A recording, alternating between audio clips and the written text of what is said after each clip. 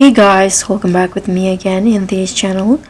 So on today's tutorial, I'm going to show you how you can catch this flying manta in Fish It Roblox. So this is one of the most unique catches in Fish It, and here I'm going to show you the spot, the bait secret, and also the time and weather to catch this one. So I got the albino mutations and also the shiny one for this albino.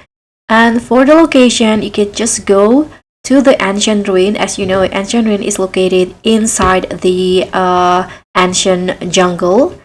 And then here for the exact spots, I got the flying manta. This is where I fish in front of this roots in here. Okay, so this is the exact spot, and I'm using element road with singularity bait. And as for the time and weather, let's see here. For the flying manta, it can be caught in any time and also any weather.